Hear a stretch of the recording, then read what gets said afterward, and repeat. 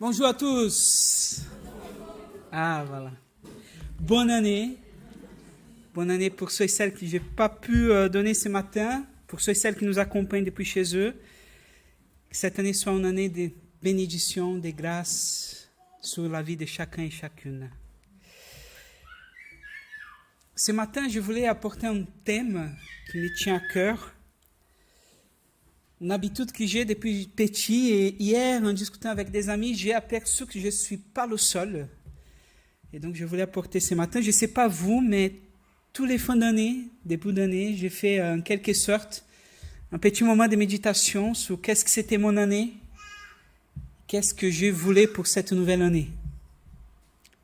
Alors hier, j'ai même entendu des gens qui font des listes.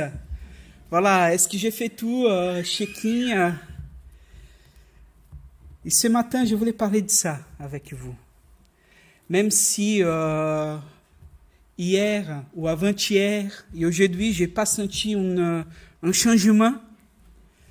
Voilà, comme toutes les années. Comme je me souviens quand j'avais 18 ans, j'ai dit, mais quand j'aurai 18 ans, tout va changer, je vais être libre. Et non, pas du tout. J'ai continué fauché, rien a changé. Là, je sais un peu la même chose, mais néanmoins, je trouve que c'est pédagogique, c'est important. Ça nous aide en quelque part à situer notre vie, à parler de nos envies, de nos projets, à réfléchir où nous sommes et où nous voulons aller. Et ça, je trouve que c'est important. Et c'est exactement ce que ces textes que je voulais partager ce matin va nous parler. Je vous invite à ouvrir avec moi un deux textes. Le premier, en Luc, chapitre 14. L'évangile de Luc, chapitre 14, et la deuxième lettre Timothée, chapitre 4.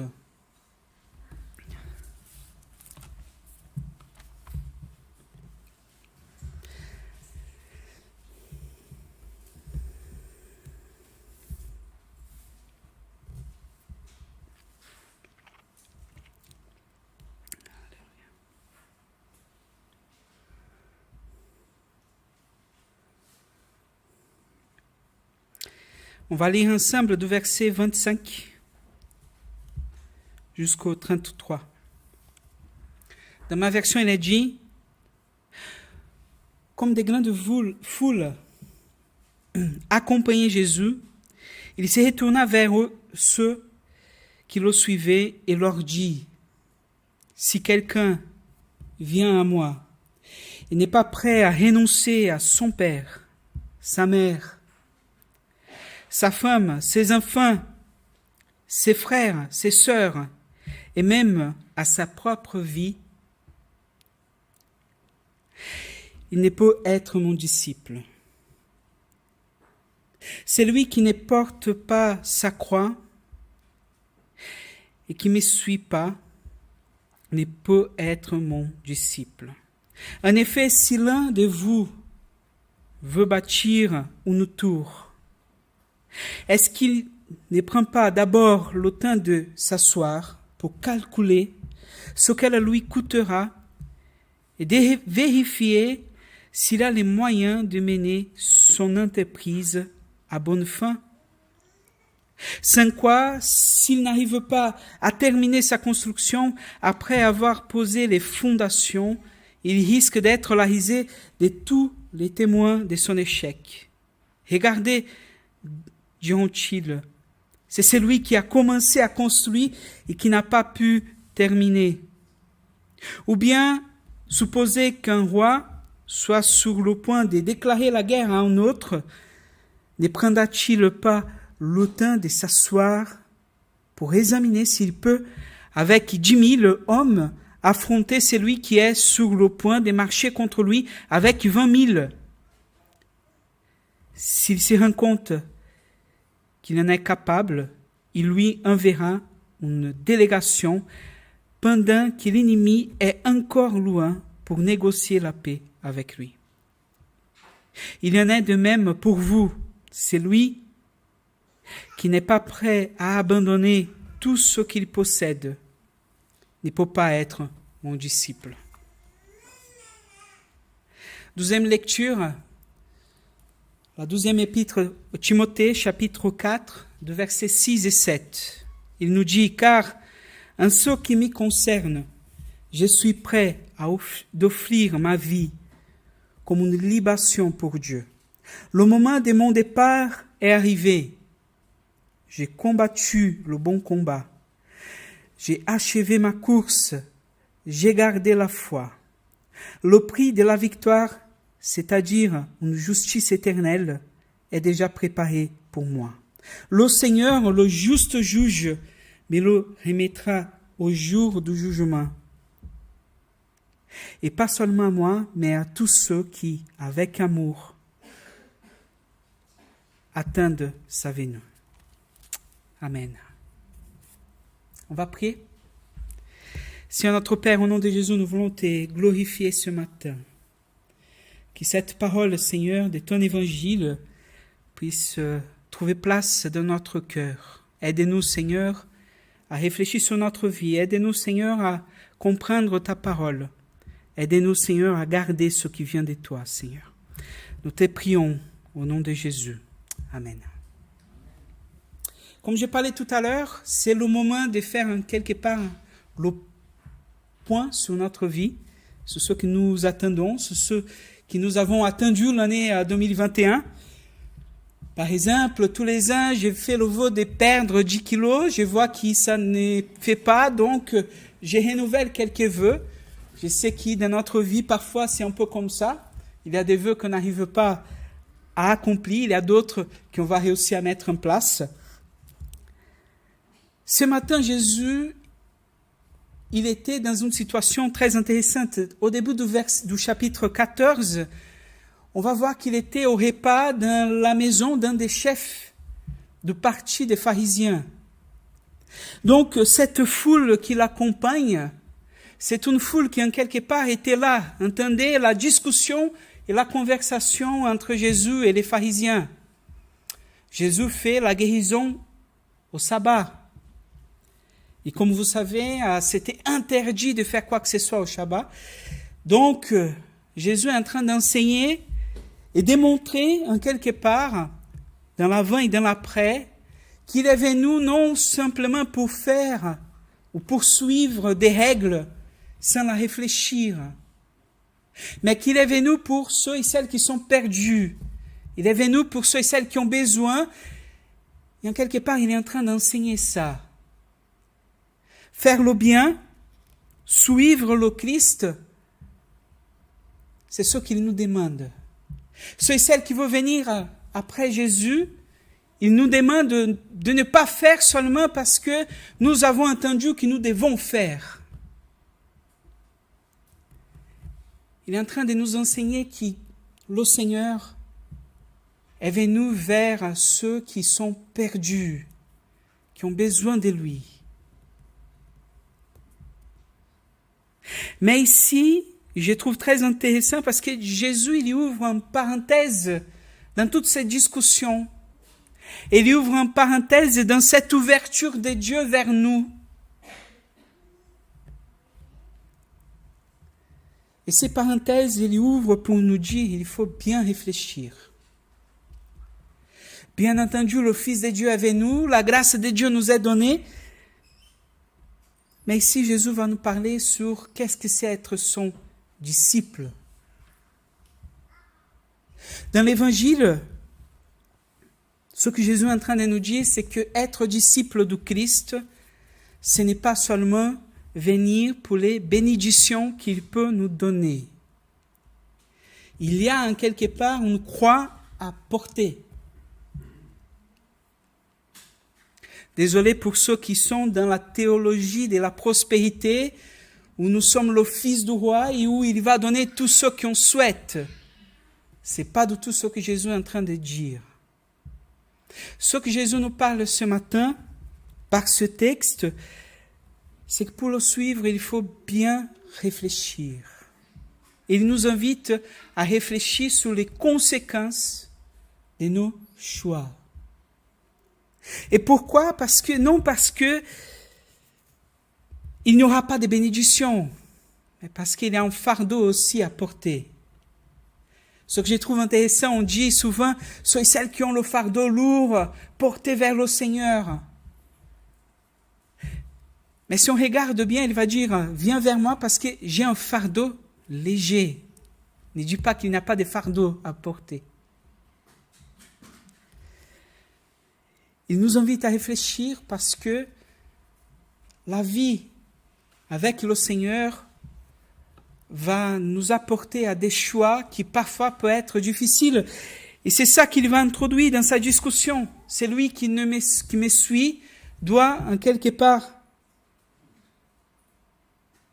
renoncer à des choses importantes, à des personnes qui parfois sont importantes dans notre vie. Peut-être que pour moi et pour toi, des fils des croyants, cela ne nous dit pas grand-chose. Nos parents, nos proches sont dans la même foi que nous. Ils nous encouragent, ils nous aident. Mais pour quelqu'un qui doit nier la foi de ses parents, quelqu'un qui vient d'autres traditions, d'autres foi, qui parfois ont des poids communautaires importants, le fait de suivre le Christ peut aussi l'amener à renoncer sa vie, ses parents, ses proches. En lisant un livre quand j'étais adolescent, je ne me rappelle plus l'auteur, ni le titre, donc je n'ai pas pu trouver le livre, mais je me rappelle du concept qu'il a donné et je voulais porter ces concepts à partir de ce que Jésus et Paul nous dit ce matin,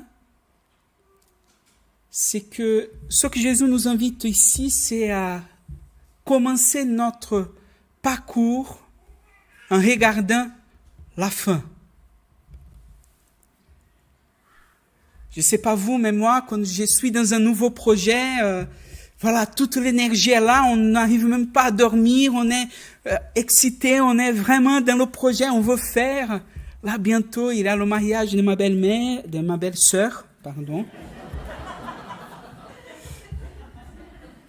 De ma belle-sœur, correctement. Et donc, on a le projet d'y aller, donc on commence à se projeter.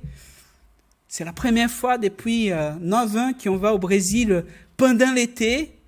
C'est toujours l'hiver, c'est pas marrant l'hiver là-bas, il n'y a pas de chauffage. Et on commence à s'y projeter. Qu'est-ce qu'on va faire? Les lieux qu'on va aller, les personnes qu'on va voir. Et je pense que dans notre vie, en quelque part, tous les nouveaux projets apportent cette excitation de ne pas savoir, des attentes qui vont être projetées. Et on se met à fond dans ce qu'on veut faire. Ça peut être un mariage, ça peut être un nouveau travail, ça peut être un enfant qui va arriver bientôt. Tous ces nouveaux projets, il va engendrer de l'espoir dans notre cœur. Faire des projets, c'est ça, en quelque part. C'est entrer dans une dynamique d'espoir, de nouveauté qui nous amène en quelque part. Et ces livres, il disait, et je trouve ça très intéressant, qu'on peut parfois commettre l'auteur de miser toute notre énergie au début, mais de ne pas réfléchir comment nous voulons finir. Parce qu'à la fin, finir, c'est plus important que commencer. On peut commencer des choses et ne pas finir. On peut commencer des choses dans notre vie et ne pas amener à bout. Jésus nous oriente ici ce matin. Faites attention. Regardez. Réfléchissez bien pour que vous puissiez aller jusqu'au bout de vos projets. Et pourquoi finir est si important? Parce que on ne peut pas commencer quelque chose de nouvel si on a des choses qui sont encore ouvertes dans notre vie. Je voulais commencer cette nouvelle année 2022 avec vous. Je viens d'arriver, ça fait 4 mois. Parfois, j'ai l'impression d'être là depuis 1 ou 2 ans, mais ce n'est pas le cas. Donc, désolé si je n'ai pas mémorisé le nom de toutes les personnes. Comment nous voulons commencer cette année?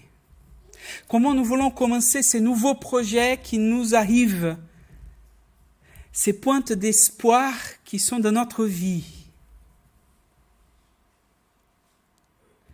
Commençons par la fin.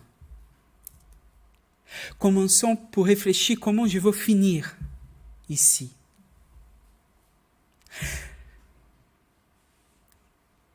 C'est très intéressant parce que la vue de la fin, la projection qu'on va faire vers la fin,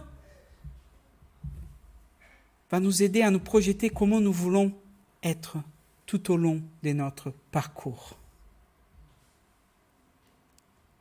Parce qu'à la fin, la vie avec le Seigneur, il ne s'agit pas seulement d'une décision dans un jour que nous avons pris.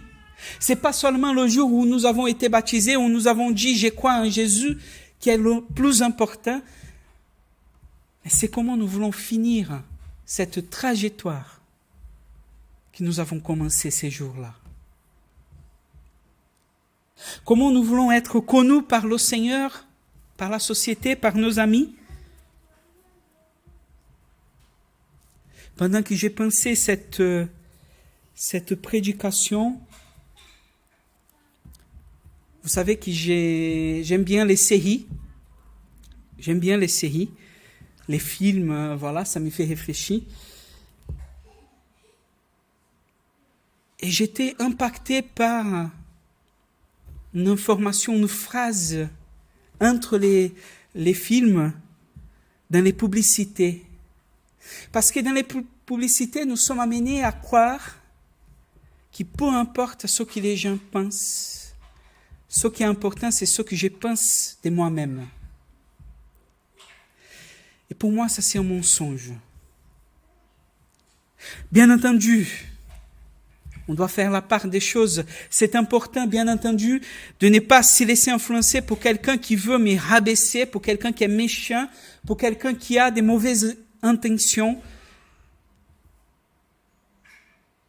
pour quelqu'un qui, quotidiennement, peut venir me rabaisser. Mais le fait est que nous sommes des êtres sociaux. Et notre identité, ce que nous sommes, dépend aussi de ceux et celles qui sont avec nous. Ça dépend de ceux et celles qui sont avec nous parce qu'en quelque part, c'est par leur voix, par leur façon de nous voir, que nous construisons aussi qui nous sommes. Voilà. Je suis qui je suis parce que ma mère, mon père m'ont donné un nom. Parce que dans leur façon d'éduquer, ils m'ont enseigné. Bien entendu, j'ai de moi aussi. J'ai ma personnalité, j'ai ma façon de voir le monde. Mais ma façon de voir le monde, elle passe aussi pour le regard et pour ce que je reçois des autres. Pourquoi je dis ça? Parce que c'est là le deuxième point que je voulais aborder avec vous, c'est que Jésus nous invite à avoir en lui le regard de ceux qui nous sommes. Renoncer au père, à mère, renoncer à la société, renoncer à ce que d'autres personnes peuvent dire sur moi pour regarder, pour écouter ce que Christ dit que je suis. Qui vous êtes? Emmanuel, qui es-tu? Nous sommes les fils et les filles du Seigneur.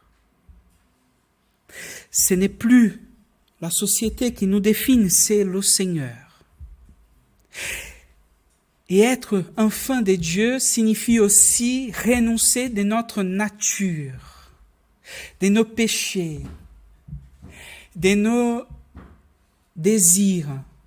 En quelque part, quand ces désirs nous amènent à faire quelque chose qui va à l'encontre de la volonté de Dieu.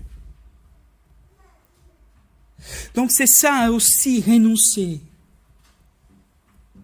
Parce que quand nous renonçons ce que nous sommes pour être non pas ce que ma nature me dit d'être, mais ce que Dieu veut de moi.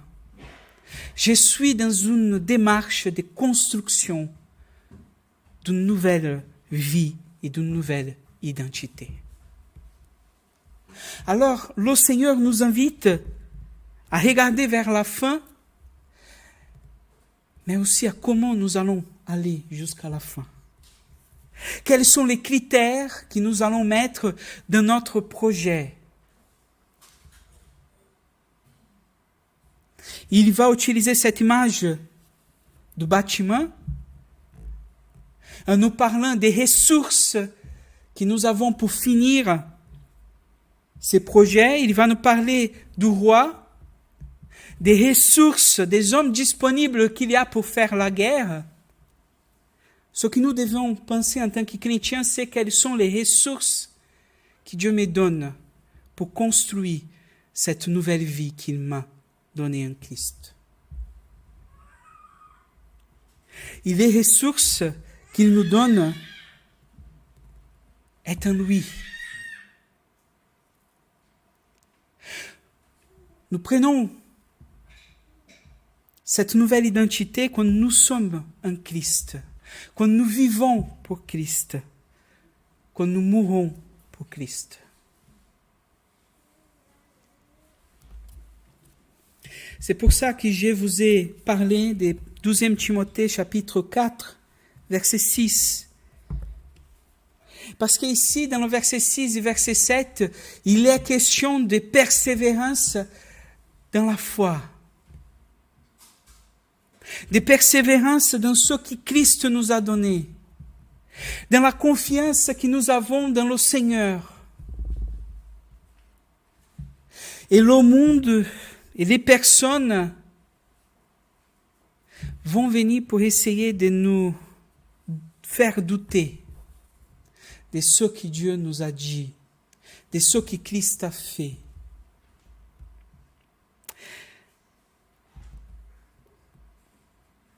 Mais regarde ce que Paul va dire, verset 7. J'ai combattu le bon combat. J'ai achevé ma course. J'ai gardé la foi. 3 éléments importants, je ne vais pas entrer en détail en chacun. Mais c'est Paul lui-même, en Philippiens, qui va nous dire, nous devons être comme celui qui regarde la couronne et qui court en regardant vers où on va. Quel est notre objectif? Et c'est cet objectif qui nous amène à être ce que nous sommes. C'est en Christ que nous avons les ressources. C'est en regardant vers la fin que nous pouvons construire, analyser.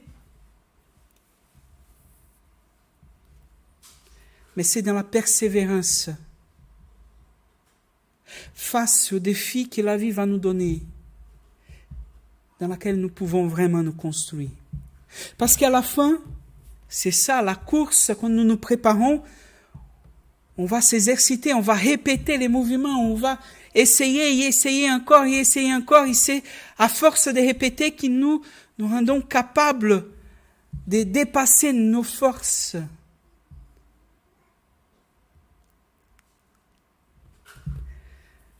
Je me souviens d'un dialogue que j'ai eu avec un chrétien qui dit, mais oui, c'est vrai, Dieu nous prépare, Dieu utilise les épreuves, mais je suis fatigué. C'est quand qu'on va arriver? Et c'est vrai, s'y préparer pour la course, s'y préparer, c'est fatigant.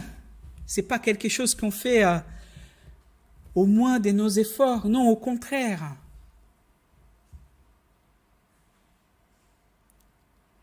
Mais regarde ce qu'il va dire à la suite de ces bons combats qu'il a combattus, de cette bonne course qui s'achève. Le prix de la victoire, c'est-à-dire une justice éternelle, est déjà préparé pour moi. Il est centré dans la promesse de Dieu pour sa vie.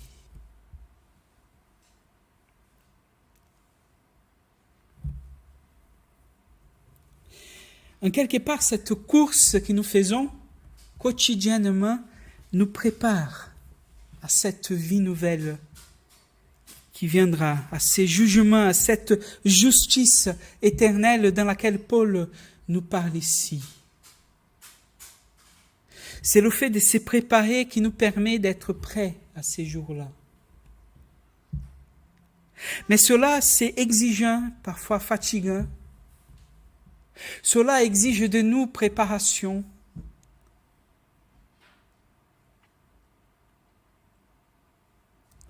Qu'on maintient la vision.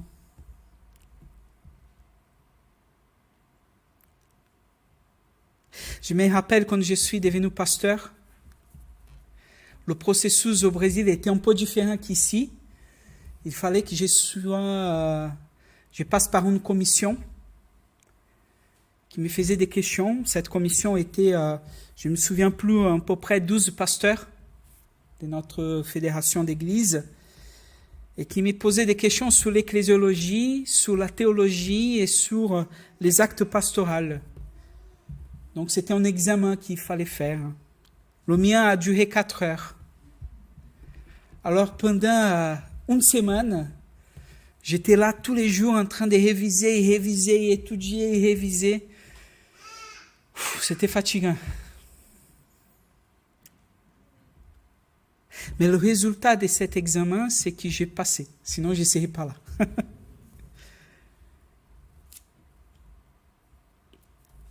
C'est Bill Graham qui a dit une phrase qui m'a touché. Il disait, nous avons la tendance à changer l'éternité pour un moment de plaisir. Ne changeons pas le prix pour un moment de plaisir. Et ça peut arriver dans notre vie. Parce que j'aurais pu, pendant cette semaine, si je suis un peu fatigué, je vais regarder une série chez Netflix, voilà, pour me détendre un peu. On peut se dire ça dans notre mariage, oui, je suis fatigué. On est au milieu des disputes, voilà, et il y a une jeune fille qui fait des avances très belles. On peut se dire cela un jour de travail, oui, je suis tellement fatigué, je vais prendre quelques jours de congé, je vais au médecin, voilà, attestation, je vais rester un peu à la maison. On peut se dire cela à plusieurs moments de notre vie. Et oui, peut-être il y a des moments où on est fatigué, on se dit, mais mince, ça ne va pas se finir. Là, quand je regarde les informations, quand je vois le Covid encore en train de remonter, je dis, mais mince, pour pas aller dans une île déserte, rester là quelques mois, s'isoler, ne voir personne. Mais non. Mais non. Dans notre vie, on aura des moments d'affliction, des combats, des difficultés. Et c'est ça que Jésus nous dit.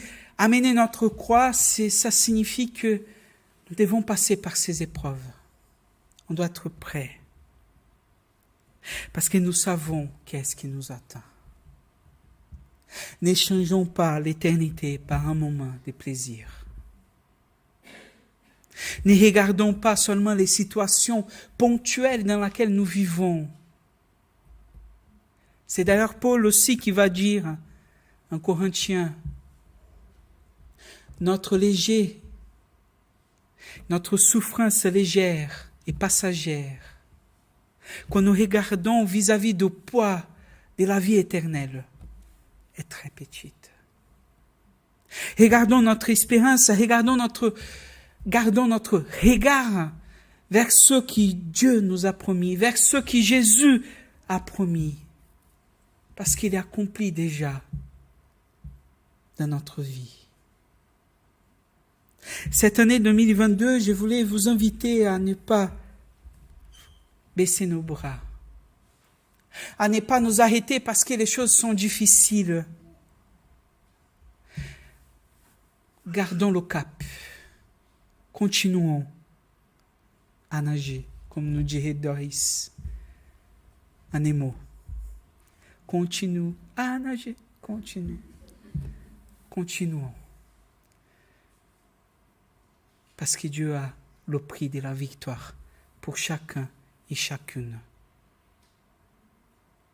Dieu est avec nous à chaque moment de notre vie. Gardons espoir. Persévérons. Amen. Jean-Daniel, on va prier. Je vous invite à prier.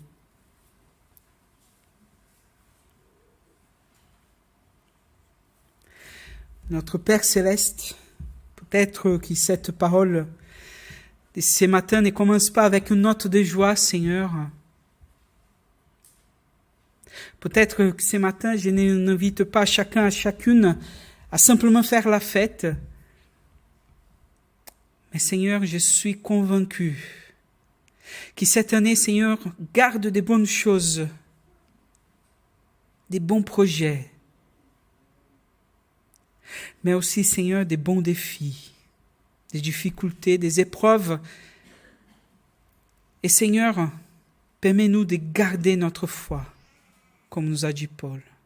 Permets-nous, Seigneur, de ne pas perdre, Seigneur, courage pendant cette année.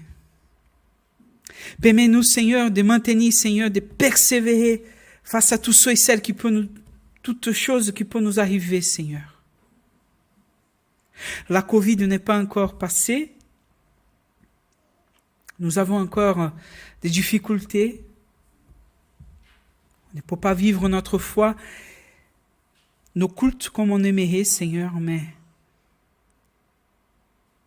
tu es toujours avec nous, Seigneur. Tu es toujours avec nous, que ce soit dans la maladie, que ce soit dans la joie, dans la bonne santé. Tu es toujours avec nous, Seigneur, si notre mariage va à merveille, qu'on sent qu'on est dans un conte de fées, tellement on est amoureux et rempli, ou que ce soit, Seigneur, dans un moment de crise, des difficultés, des conflits. Tu es avec nous, Seigneur, qui dans notre travail, on puisse être épanoui, content, ou si nous sommes dans un moment de crise, on ne sait pas si on va continuer. Quelle que soit la situation cette année, Seigneur, tu ne nous abandonneras pas, Seigneur. Tu seras là avec nous. Alors, Père, aide-nous à ne pas seulement regarder ce qui nous arrive aujourd'hui, mais vraiment à regarder vers la fin. À nous projeter, Seigneur, à devenir et à être ceux et celles que nous voulons nous rappeler à la fin de notre vie. Aide-nous, Seigneur, à continuer. Parce que, Seigneur, c'est dans le chemin que nous recevons les bénédictions. C'est en marchant, Seigneur, avec toi que nous maintenons cette vie nouvelle. C'est en faisant ta mission, c'est en regardant la vie, c'est en étant ensemble que nous sommes remplis de toi, Seigneur. Alors aide-nous, Seigneur, cette année. Que ton nom soit glorifié parmi nous. Que ton règne vienne. Que ta volonté soit faite tout au long de cette année. Nous te prions, Seigneur, au nom de Jésus. Amen. Amen.